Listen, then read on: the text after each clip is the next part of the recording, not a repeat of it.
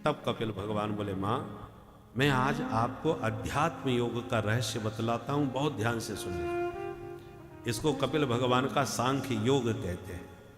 कपिल भगवान कहते हैं, माँ हमारा जो मन है वही बंधन और मुक्ति का कारण है।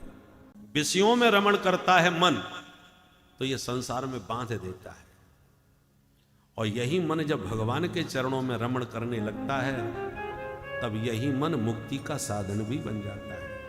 चाबी एक ही होती है, ताले में डाल के इधर घुमा दी ताला बंद, उसी चाबी को उसी ताले में डाल के अब उल्टा घुमा दो तो ताला खुल भी गया। जिस चाबी ने ताला बंद किया है वही चाबी खोलती भी है। उसी प्रकार जो मन बंधन का कारण बनता है वही मुक्ति का साधन भी है, केवल मोड़ने का अंतर है। अभी तक आप संसार में इस मन को रमाए हुए हो इसलिए बंधन में फंस गए। अब धीरे धीरे अभ्यास करके इसको मोड़ने का प्रयास करो। जिस दिन ये तुम्हारा मन मुड़ के भगवान से जुड़ जाएगा उसी दिन तुम्हारे मुक्ति का मार्ग भी प्रशस्त हो जाएगा। आपने पुलिस वालों को परेड करते देखा होगा, मिलिट्री वालों को लेफ्ट राइट करते हुए चलते हैं, और जहां उनके नायक ने कहा बाएं मुड़, एक झटके में सब घूम जाते हैं और दिशा बदल जाती है, एक साथ मुड़ जाते हैं। ऐसे हम संसार में बहे चले जा रहे हैं, मन को भी बहे जा रहे हैं। किसी सदगुरु के नेतृत्व में हमारे यहाँ गुरु पूर्णिमा मनती है। आषाढ़ महीने की पूर्णिमा को गुरु पूर्णिमा कहते हैं, और यहाँ पर वृंदावन धाम में उस गुरु पूर्णिमा को कहते हैं मुड़िया मेला। मुड़िया मेला, मुड़िया मेला क्यों कहा जाता है? उस दिन गुरु लोग सबसे ज्यादा मूड़ते हैं। बोलो राधे राधे। अब मूड़ने के दोनों ही अर्थ होते हैं। भाई जब चेला बनाते हैं तो बाल साफ करा देते हैं। कहाँ चेला दीक्षा ले रहे हैं तो मुड़ गए, ऐसे भी मुड़ गए। परंतु गुरुजी से जुड़ने के बाद फिर जीवन की दिशा को भी मोड़ देते हैं, इसलिए भी मुड़िया मेला है। भाई जैसे आज तुम कर रहे हो वही गुरु दीक्षा लेने के बाद भी वैसे के वैसे बने रहे तो मतलब क्या हुआ दीक्षा का, शरणागति का। गुरुदेव से जुड़ने के बाद यदि जीवन में कोई भी मोड़ नहीं आया, कोई जीवन का चरित्र में परिवर्तन नहीं आया, तो शरणागति और दीक्षा का मतलब क्या हुआ? गुरु वही है जो जीवन की दिशा को मोड़ दे, भगवान से जोड़ दे, इसलिए मुड़िया मेला है। कपिल भगवान कहते हैं इसलिए माता जी अपने मन को मोड़ के भगवान से जोड़ो। बोले बेटा कैसे जुड़े, तुम उपाय बताओ। भगवान कहते हैं मां एक ही उपाय है, किसी अच्छे संत से जुड़ जाओ, उसका मार्गदर्शन स्वीकार कर लो। बोले बेटा तो कैसे पता चले कि कौन अच्छा संत है? संत की पहचान क्या है? वेशधारी संत तो बहुत मिलते हैं, तो असली नकली का कैसे पता चले भाई? और नकली माल जो भी होता है उसमें चमक ज्यादा होती है, डुप्लीकेट माल की पैकिंग भी बहुत जोरदार होती है, कैसे भी ठिकाने लगाना है मार्केट में। असली घी से नकली घी ज्यादा खुशबू मारता है, असली हीरा से नकली हीरा कहीं ज्यादा चमक मारता है। तो ऐसी स्थिति में जो असली संत होते हैं उनको पहचानना कठिन होता है, और प्राय लोग नकली के चक्कर में पड़ जाते हैं। साधु को पहचानने में यदि त्रुटि हो गई, भूल हो गई, तो परिणाम भी भयंकर ही होता है। भागवत में परीक्षित को असली संत मिले समीक मुनि, पर उनको नकली समझ के बोले ये तो पाखंडी है, समाधि का नाटक कर रहा है, गले में सांप डाल दिया, संकट में पड़ गए। और रामचरितमानस में नकली महात्मा था, एक तनु बाबा बन के बैठा था, एक राजा ही था। जो राजा प्रताप भान की कथा आप रामचरितमानस में पढ़ें, बड़ा प्रतापी राजा था, सारी धरती को उसने जीत लिया था, बाहुबली राजा। परंतु जिस राजा का उसने सर्वस्व जीत करके उसे हरा दिया था, तो वो अपमानित होकर भाग गया था, जंगल में सुबाबा बन के बैठ गया था। और एक दिन राजा प्रताप भानु भटक गए, भूख प्यास से पीड़ित, सूसी बाबा के पास पहुंच गए। वो पहचान गया ये प्रताप भानु है, और प्रताप भानु नहीं पहचान पाया ये वही पाखंडी है। उसी से हारा हुआ राजा।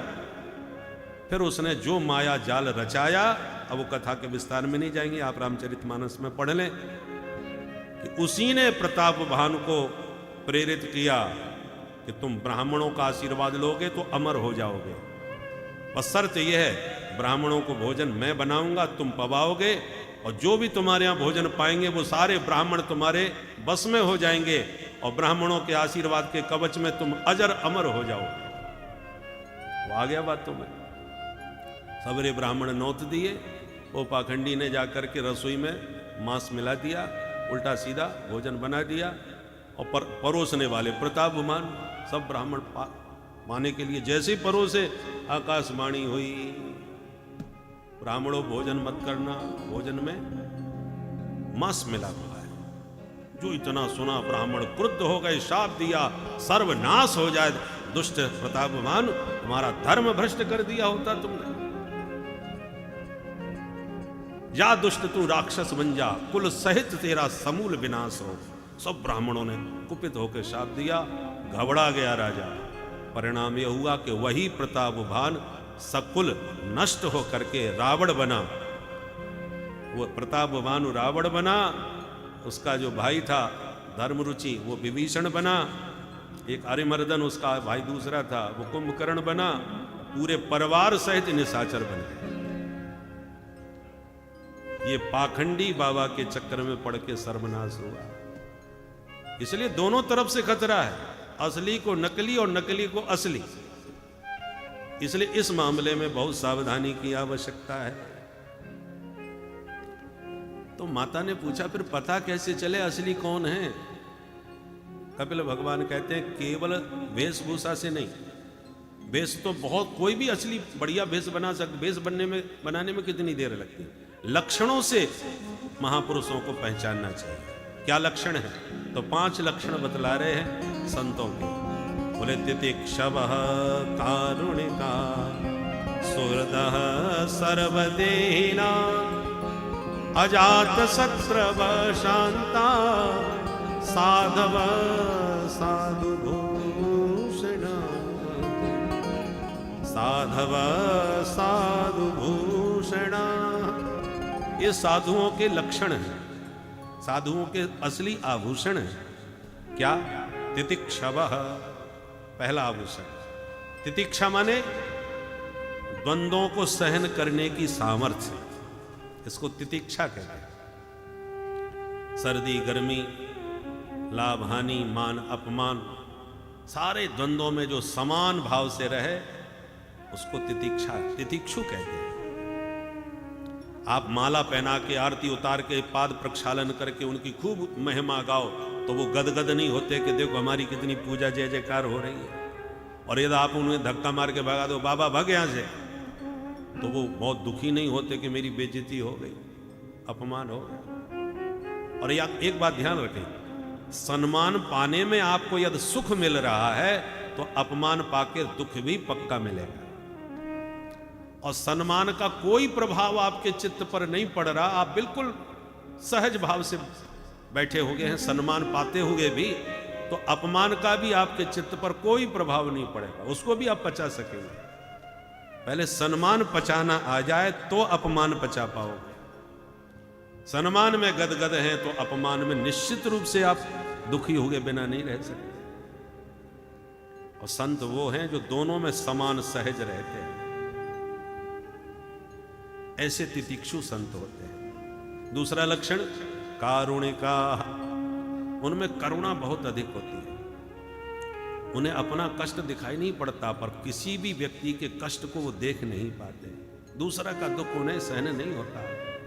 पर दुख द्रवहि संत सुपनीता, करुणा की अधिकता होती है। तीसरा लक्षण सुहृदः सर्वदेहिना, जितने भी शरीरधारी कोई भी जीव जंतु कीट पतंग मनुष्य कोई भी हो, समस्त देहधारियों को वो अपना सुहृद मानते हैं, सब हमारे।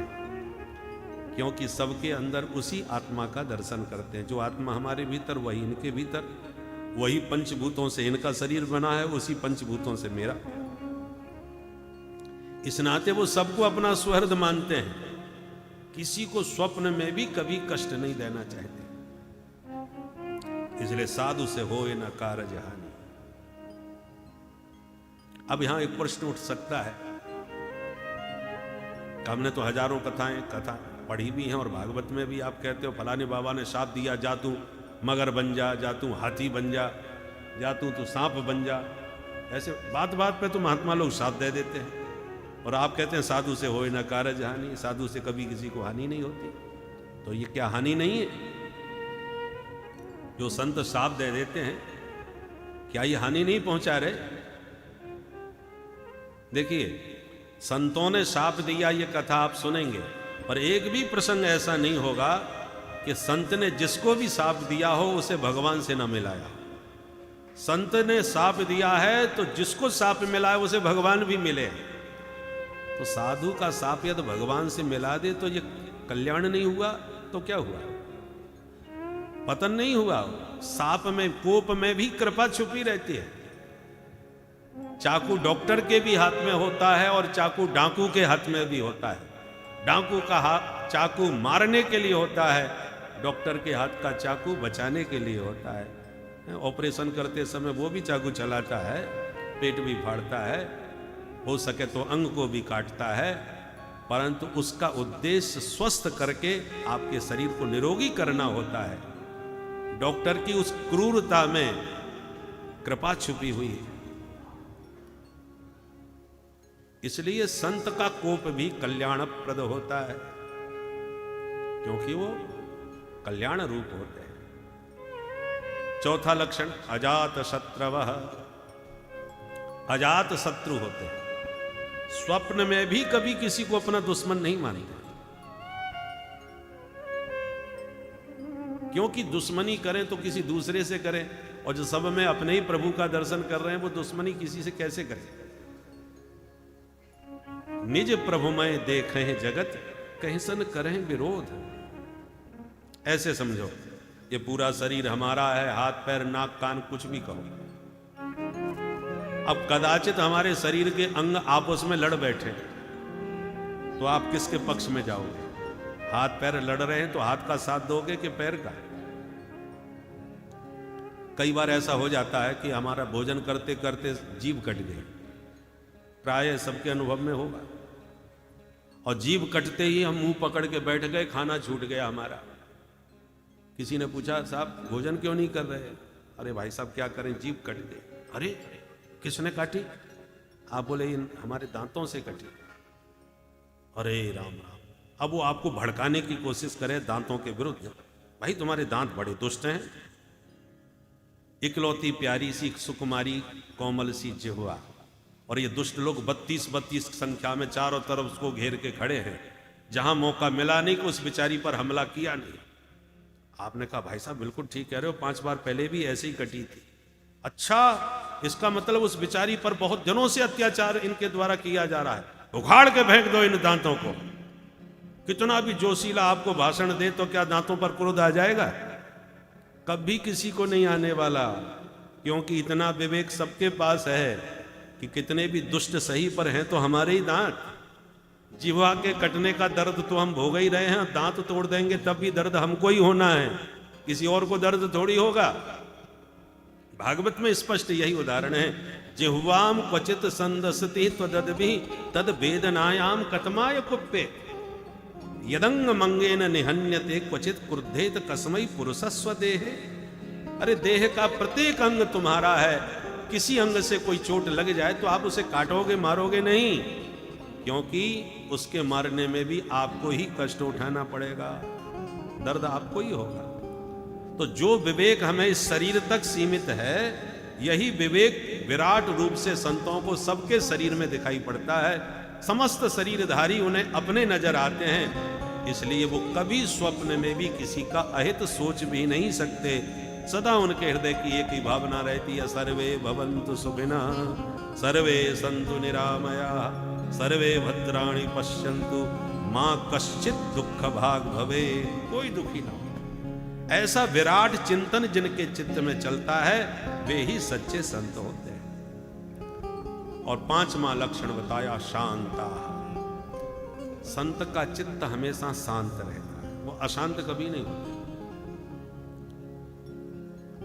कैसी भी जीवन की विकट परिस्थिति आ जाए तब भी उनके चित्त में न भ्रांति होती है न क्रांति, कोई अशांति नहीं होती, क्योंकि हर स्थिति को वो भगवान का प्रसाद मान करके भगवान की कृपा के रूप में देखते हैं। जाहि विधि राखे राम ताहि विधि रहिए, उस भाव में सदा रहते हैं। जिंदगी की डोर सौंप हाथ दीना नाथ के, अब महलों में राखे चाहे झोंपड़ी में वास दे। धन्यवाद निर्विवाद राम राम कहिए, फिर जाहि विधि राखे राम ताहि विधि रहिए। ये चिंतन संतों के चित्त में रहता है, इसलिए सदा शांत और मस्त रहते हैं। ऐसे लक्षण जिन महापुरुषों में दिखाई पड़े तो उनकी वेशभूषा कैसी भी हो उनको पहचानने में चूक नहीं होना चाहिए। वेशभूषा बना करके साधु के वेश में तो रावण भी आ सकता है, कालनेम भी हो सकता है। रावण का भेजा कालनेम तो कथावाचक बन के आ गए, महात्मा भी बन गया और कथावाचक भी बन गया, और बढ़िया जोरदार कथा सुनाने लगा, राम कथा। हनुमान जी जैसे ज्ञानी नाम अग्रगण्य महात्मा भी प्रभावित हो गए। भाई राम कथा हो रही है, चलो बैठ के थोड़ा आराम कर लेते हो, कथा भी सुन लेते हैं। हनुमान जी बैठ गए कथा सुनने के लिए, कथा के प्रेमी है, प्रभु चरित्र सुनबे को रसिया, तो सुनने बैठ गए। अब कथा कह रहा है होत समर रण रावण राम है, शब्द शैली, होत समर रण रावण राम है। रावण राम जी में बड़ा भयंकर समर चल रहा है, युद्ध हो रहा है। हनुमान जी का थोड़ा मुंह बिगड़ गया। क्यों? बोले राम रावण युद्ध तो सब कहते हैं कथावाचक, रावण राम युद्ध क्यों बोल रहा है? ये उल्टी भाषा है। ये तो कहीं भी सुनो तो राम रावण युद्ध कहा जाता है, रावण राम युद्ध नहीं कहा जाता। पर ये कह रहा है रावण राम में युद्ध हो रहा है, क्योंकि रावण की पार्टी का था ना, तो जो जिस पार्टी का होता है उसका नाम पहले ही निकलता है, विपक्ष का नाम बाद में निकलता है। तो रावण राम में युद्ध हो रहा है क्योंकि रावण की पार्टी का था। तो जैसे ही मुंह बिगड़ा हनुमान जी का, सो ये समझ गया अरे कुछ गड़बड़ हो गई, कथा में चूक हो गई। फिर तुरंत ध्यान आया, अरे समझ गया रावण का नाम पहले निकला। सो तुरंत बात को संभाल के आगे बोला, जिति हैं राम न संशय याम है, इसमें कोई संशय नहीं है राम जी की ही विजय होगी इस युद्ध में। ये सुन के हनुमान जी खुश हो गए। बोले कभी कभी वक्ताओं के मुंह से गड़बड़ हो जाता है, तो निकल गया, वहां की कथा तो बढ़िया कह रहा है, क्योंकि राम जी की विजय की बात इसने कही है। हनुमान जी खुश हो गए, धोखा खा गए।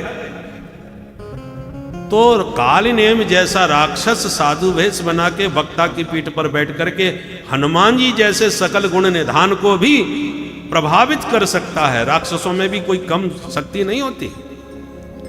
ऐसी समाज में दोनों प्रकार के लोग आपको मिलेंगे, सज्जन भी हैं, दुर्जन भी हैं, राक्षस भी हैं, साधु भी हैं। अब आपको लक्षणों से उन महापुरुषों को पहचानने की आवश्यकता है। एक बात बताएं, मन बुद्धि दोनों भगवान ने दी है। भगवान कहते मन मना भव, मन को तो मुझ में लगाओ, मेरा ही चिंतन मन से करो, और बुद्धि को ये संसार में लगाओ, क्योंकि संसार में बहुत बुद्धि से काम लेना चाहिए। बहुत धोखे हैं, हर माल डुप्लीकेट है, हर विभाग में सब प्रकार के धोखेबाज बैठे हैं। इसलिए बुद्धि संसार के व्यवहार में बहुत सावधानी से लगाना चाहिए। पर हम लोग उल्टा करते हैं, संसार में पूरी तरह मन लगाते हैं और बुद्धि भगवान में लगाते हैं। भगवान ने ऐसा क्यों कर दिया, भगवान ने वैसा क्यों कर दिया। बहुत से बुद्धिमान हैं जो भगवान को भी बुद्धि की कसौटी से कसना चाहते हैं। गर्मियों का मौसम था, एक बुद्धिमान सज्जन जा रहे थे, बगीचा घूम रहे थे, ठंडी ठंडी हवा चल रही थी, बड़ा आनंद आ रहा था। तो बगीचा देखते देखते उन्हें तरबूज दिखाई पड़ा और फिर आम भी लटका नजर आया, आम का। तो बोले देखो भगवान की बुद्धि भी कैसी विचित्र है, आम का वृक्ष कितना विशाल है और फल देखो तो छोटे छोटे लटक रहे, और इसको देखो तरबूज कितना बड़ा फल है और वृक्ष देखो उसका धरती में पड़ा हुआ है। अरे छोटा वृक्ष है तो छोटा फल होना चाहिए, बड़ा वृक्ष है तो बड़ा फल होना चाहिए, पर भगवान की बुद्धि तो भगवान जाने कैसी है। भगवान की बुद्धि पर ही उंगली उठाने लगे, बुद्धिमान थे। और घूमते घूमते जब थक गए तो एक वृक्ष, आम के वृक्ष की छाया में सो गए। हवा चली, एक आम का फल टपका, सीधा नाक पे गिरा, तो हड़बड़ा के तुरंत खड़े हो गए। तुरंत भगवान को प्रणाम किया, हे प्रभु आप बड़े दयालु हैं, यदि आपने तरबूज लटकाया होता तो आज ही हमारे राम नाम सत्य हो गई होती। बोल बंसी वारे की जय। तो कपिल भगवान ये संतों के लक्षण बतला रहे हैं। माता जी सिर्फ वेशभूषा से प्रभावित मत होइए, साधुओं के लक्षणों को समझिए, और वो लक्षण साधुता के जिसमें नजर आते हैं उन्हीं को संत मानिए। और ऐसे संतों से जुड़ जाओगे तो वो आपको वहीं जोड़ देंगे जहां वो स्वयं जुड़े हुए हैं। देखो आप, जैसे किसी ने बिजली का तार पकड़ लिया, उसे करंट लग गया, अब तुम तार मत पकड़ो, बस पकड़ने वाले को थोड़ा पकड़ लो, तो आपको भी वही करंट लगेगा जो तार पकड़ने से लगा है। उसी प्रकार आप परमात्मा को नहीं समझ पा रहे, नहीं पकड़ पा रहे, तो मत पकड़ो, ऐसे संतों को खोजो जो परमात्मा को पूरी तरह जान चुके हैं, मान चुके हैं, उनसे जुड़ चुके हैं। संतों से, जो परमात्मा से जुड़े हुए जो सिद्ध संत हैं, उनसे यदि तुम सच्चे अर्थों में जुड़ जाओगे तो अपने आप परमात्मा से आपका संबंध जुड़ जाएगा। बोल संत भगवान की जय। इसलिए हमारे कबीरदास जी ने भी संतों की महिमा गाते हुए कहा, अरे संतन के संग लाग रे तेरी अच्छी बनेगी, संतन के संग लाग रे तेरी अच्छी बनेगी, संतन के संग लाग रे तेरी अच्छी बनेगी, संतन के संग लाग रे तेरी अच्छी बनेगी, अच्छी बनेगी तेरी किस्मत जगेगी, अच्छी बनेगी तेरी किस्मत जगेगी, अच्छी बनेगी तेरी किस्मत जगेगी, अच्छी बनेगी तेरी किस्मत जगेगी, कोई तेरो बड़ भाग रे, भाग रे, कोई तेरो बड़ भाग रे तेरी अच्छी बनेगी, कोई तेरो बड़ो भाग रे तेरी अच्छी बनेगी, संतन के संग लाग रे तेरी अच्छी बनेगी, संतन के संग लाग रे तेरी अच्छी बनेगी।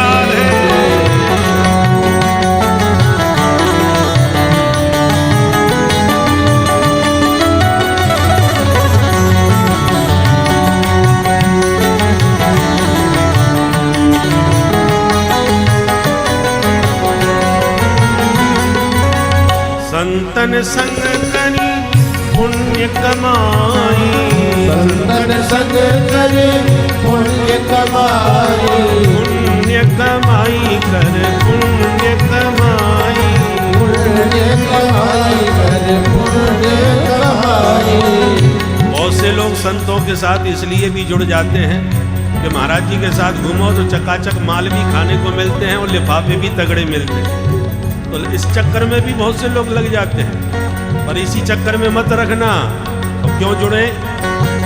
संतन संग करी पुण्य कमाई, संतन संग करे पुण्य कमाई, और राम चरण अनुराग रे, राम चरण अनुराग रे तेरी अच्छी बनेगी, राम चरण अनुराग रे तेरी अच्छी बनेगी, संतन के संग लाग रे तेरी अच्छी बनेगी, संतन के संग लाग रे तेरी अच्छी बनेगी। जय हो।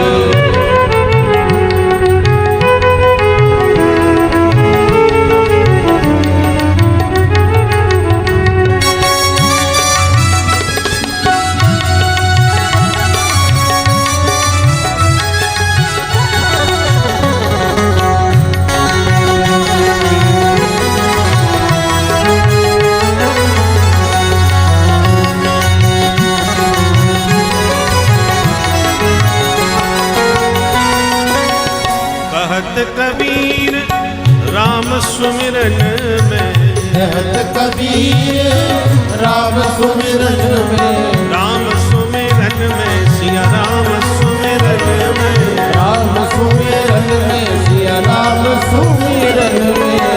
कहत कबीर राम सुमिरन में, कहत कबीर राम सुमिरन में। अब पाग सके तो अब पाग रे, पाग रे, पाग सके तो अब पाग रे, तेरी अच्छी बनेगी।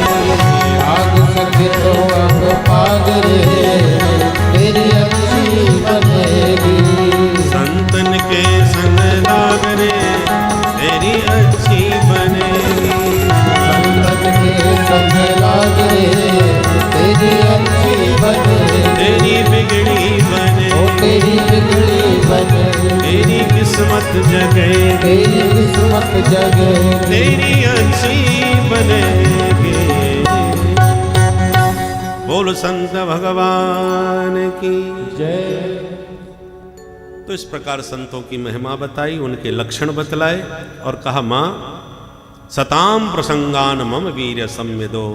संत भगवान के गुणगण गा गा करके आपको गोविंद का अपने आप ही दीवाना बना देंगे। तो भगवान से मन लगाने का, प्रभु से जुड़ने का सबसे सही उपाय है कोई सिद्ध कोटि के भगवत भक्त संत के साथ अपने को जोड़ लो, अपने आप वो तुम्हें वहीं जोड़ देंगे। देखो सगाई संबंध जब होते हैं ना, तो संबंधों में एक बिचौलिया जरूर होता है। बीच वाले का यही काम होता है, कन्या के गुण वर पक्ष को सुनाना, वर पक्ष के गुण कन्या को।